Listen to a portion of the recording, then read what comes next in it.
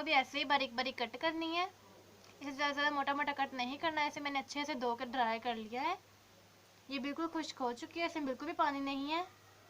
तो इसके लिए हम लोग को पालक चाहिए। इसके अलावा हम लोग को यहाँ पे बेसन चाहिए। बेसन हम लोग उतना लेंगे जिससे ये हमारा मटेरियल थिक और अच्छा बन जाए। इसके अलावा यहाँ पर मैं यूज़ कर रही हूँ प्याज।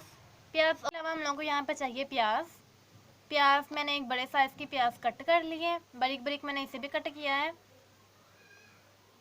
इसके अलावा हम लोग को यहाँ पे चाहिए एक अदद टमाटर, जिसे मैंने बारीक बारीक कट कर लिया है। इसके अलावा हम लोग को चाहिए 3 अदद सब्ज़ मिर्चें, जिसे मैंने बारीक बारीक कट कर लिया है। इसे भी मसालों में हम लोगों को चाहिए यहाँ पे 1 tablespoon salt, 1 tablespoon red chilli और हाफ टेबलस्पून टर्मरिक पाउडर। मतलब कि 1 चम्मच नमक चाहिए, 1 चम्मच लाल मिर्चें और हाफ चम्मच हल्दी। आप लोग चाहें तो इसके साथ ही हम लोगों को चाहिए यहाँ पर 1 चम्मच मेथी दाना, 1 चम्मच गरम मसाला और 1 चम्मच खुश्क धनिया। इसे खुश्क धनिया को चॉप करके हम लोग डालेंगे। और इसके साथ हम लोगों को चाहिए पानी हम लोग इतना यूज़ करेंगे जितना हम लोगों को इस मटेरियल को थिक बनाने के लिए चाहिए होगा।